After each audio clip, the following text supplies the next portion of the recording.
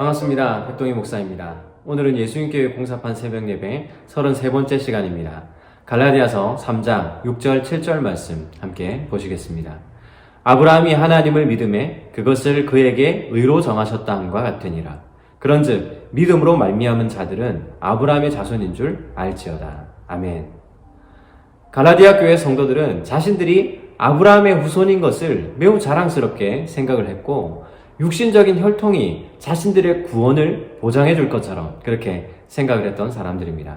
바울은 이런 그들에게 그렇다면 한번 생각해 보자. 과연 너희가 그렇게 자랑스럽게 생각하는 아브라함이 어떻게 의롭다함을 얻었느냐 한번 살펴보자는 것이죠. 그래서 가져온 말씀이 창세기 15장 6절 말씀인데요. 여기에 이렇게 기록되어 있습니다. 아브라함이 여호와를 믿으니 여호와께서 이를 그의 의로 여기시고. 말씀에 있는 것처럼 하나님께서는 아브라함의 믿음을 의롭게 여기셨다는 것을 다시 한번 강조하고 있습니다. 창세기 15장 6절에 나오는 이 의라는 단어, 이 단어에 대해서 바울은 분명하게 이해하고 있었기 때문에 이 본문을 끌어와서 다시 한번 과연 의가 어떻게 얻어지는지를 설명하고 있는 것이죠. 여기에 나오는 이 의라는 단어, 디카이오스네라는 단어인데, 이 단어는 여러분도 잘 아시는 것처럼 법정에서 선언하는 법정적 용어로 잘 알고 있는 것이죠. 아브라함이 실제로 의로웠던 것이 아니라 아브라함의 그 믿음에 대해서 하나님께서는 그것을 의로 여기셨다, 그런 의미입니다. 다시 말하면 아브라함이 하나님께로부터 의롭다함 받은 것은 오직 아브라함을 의롭다고 선언하시는 하나님의 주권적인 은혜라는 것이죠. 아브라함이 할례를 받았거나 혹은 율법을 지켰기 때문에 얻은 것이 아니라는 사실을 다시 한번 강조하고 있는 것입니다. 우리가 여기에서 조금 더 분명하게 살펴보아야 할 것은 의를 가르는 이 기준에 관한 것입니다. 의라는 것은 올바르다라는 의미를 내포하고 있습니다. 그렇다면 무엇이 올바르고 무엇이 올바르지 않은지 그 기준을 한번 생각해 보자는 것이죠. 우리가 흔히 세상적인 기준에서 볼 때 의로운 사람과 불의한 사람은 주로 인간적인 윤리, 도덕 이런 것에 따라서 나누어집니다. 그러나 성경은 그런 기준에 따라 의와 불의가 나누어지지 않는다고 이야기하는 것이죠. 그 이유는 간단합니다. 세상적인 기준에 따라 의와 불의를 나눈다면 당연히 그것은 윤리적인 행위에 달려 있었을 것입니다. 다시 말하면 그가 얼마나 선한 일을 많이 했느냐에 따라서 의로운 사람이 되고, 또 그가 얼마나 악한 일을 많이 했느냐에 따라서 불의한 사람이 되겠죠. 그렇게 된다면 세상에서 선한 일을 한 사람은 의로운 사람, 구원받는 사람이 될 것입니다. 세상의 윤리적인 기준이 구원을 가르는 척도가 된다는 말이죠. 우리는 흔히 착한 일을 했는데 왜 구원받지 못하냐, 이런 이야기를 할 때가 있습니다. 못마땅해 하는 것이죠.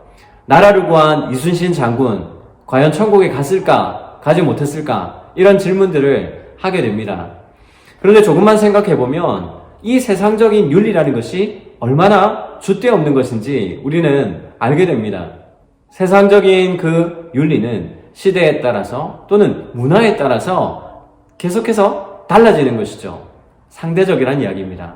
예를 들면 우리가 생각할 때 살인이라는 것은 당연히 잘못된 것이죠. 그런데 그것이 왜 잘못되었습니까? 라고 묻는다면 어떻게 생각하시겠습니까? 이 사람이 정신이 나갔나? 살인, 당연히 그건 나쁜 거지, 이렇게 생각할 수 있을 겁니다. 그런데 과거 유럽에는 결투 문화라는 것이 있었습니다. 예전에 삼총사라는 그런 소설을 읽어보셨는지 모르겠지만 그 소설에는 결투를 하는 이야기들이 쭉 기록이 되어 있습니다. 누군가를 죽고 죽이는 싸움을 하는 것이죠. 그런데 이 결투를 했을 때 누군가를 죽이고 이기게 되면 영웅이 되는, 그리고 사람들로부터 박수를 받게 되는 그러한 일들이 있죠. 살인이라는 것이 정당화되는 그러한 이야기들입니다. 우리는 분명히 살인이 잘못된 일이라고 생각하고 있지만 이 결투 문화에서는 살인을 해도 그 사람은 영웅 대접을 받고 사람들에게 박수를 받게 된다는 것이죠. 세상은 살인을 불의라고 볼 때도 있지만 때로 결투라는 남자들의 그 진검승부에서 살인이 용인되기도 하는, 그야말로 이중적 잣대를 가지게 되는 것이죠. 또 다른 예도 있습니다. 문화에 따라서 어떤 나라는 일부 다처제를 당연하게 생각하는데 어떤 나라에서는 그것을 혐오하기도 합니다. 어떤 지역에서는 식용이 가능한 동물인데 또 어떤 지역에서는 그 동물을 식용하는 사람들을 혐오하게 되죠. 세상적인 기준이라는 것은 이와 같이 시대에 따라서 때로는 문화에 따라서 언제든지 바뀔 수 있는 것입니다. 어떤 나라에서는 선하다고 생각하는 것이 또 다른 어떤 문화에서는 악하다라고 판단되는 것이죠. 그러니 한번 생각해 보십시오.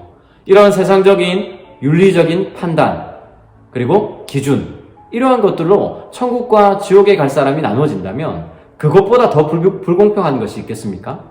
그런데 하나님께서는 그런 세상적인 기준으로 천국의 문을 굳게 닫지 않으셨습니다. 오히려 누구든지 그런 세상적인 기준과는 전혀 다른 그러한 기준으로 천국의 문을 열어두신 것이죠. 하나님은 그 무엇보다 하나님을 믿는 믿음만 있으면 누구든지 천국의 문으로 들어갈 수 있게 해주셨다는 것이죠. 이것을 우리는 무엇이라고 이야기합니까? 은혜라고 이야기하는 것입니다. 이런 개념을 분명히 이해하고 있어야 죄의 개념도 이해가 됩니다. 죄가 뭐냐고 물어본다면 여러분들 무엇이라고 답하시겠습니까? 우리가 흔히 알고 있는 대로 살인, 범죄, 도둑질 이러한 등등의 윤리적인 것을 범했을 때 그것을 죄라고 부르지 않느냐 이렇게 이야기할 것입니다. 그러나 기독교에서는 유독 죄를 그렇게 해석하지 않고 불순종이라고 말한다는 것이죠. 그리고 그 살인이나 여타 범죄에 대해서는 죄의 결과라고 부르고 있습니다. 다시 말하면 온전히 순종함으로 하나님의 말씀을 따라 살면 하나님의 백성된 결과를 보게 될 것이고 불순종함으로 말씀에서 떠나 살면 죄의 결과를 보게 될 것이라는 것이죠. 의와 불의 그리고 죄와 죄의 결과에 대한 그 개념이 충분히 이해가 되어야지만 왜 예수님께서 십자가에서 죽으셔야만 했는지 그리고 기독교의 구원이라는 것이 왜 믿음으로만 가능해지는 것인지 왜 행위로 구원받을 수 없는 것인지를 이해할 수 있게 되는 것이죠. 사랑하는 성도 여러분, 오직 은혜로 구원받았다는 것이 얼마나 우리에게 감사한 일인지 또 그것이 얼마나 큰 은혜인지를 다시 한번 기억하시기 바랍니다. 단순히 나의 선함을 하나하나 따져 물으신다면 우리가 어떻게 구원을 받을 수 있는 그러한 사람이 되겠습니까? 여러분의 있는 모습 그대로를 사랑하시고 또 사랑하는 아들아, 사랑하는 내 딸아, 너희의 그 모습 그대로 나에게 오라고 말씀하시는 것이죠. 오늘도 이 은혜의 감격과 함께 하루를 시작하면서 감사하는 그러한 이 새벽의 시간이 되시기를 주님의 이름으로 축복합니다. 기도하겠습니다. 하나님 아버지, 우리는 오직 은혜로 구원받았음을 고백합니다.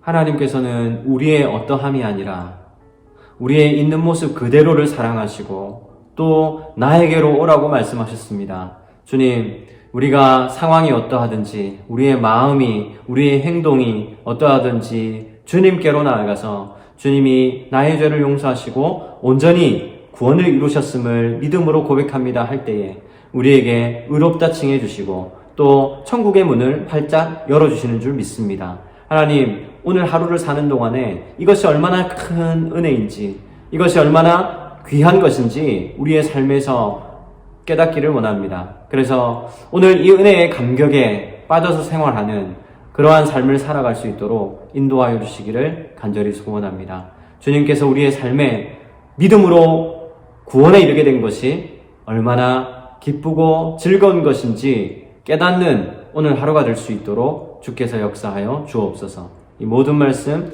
예수님의 이름으로 기도드리옵나이다. 아멘.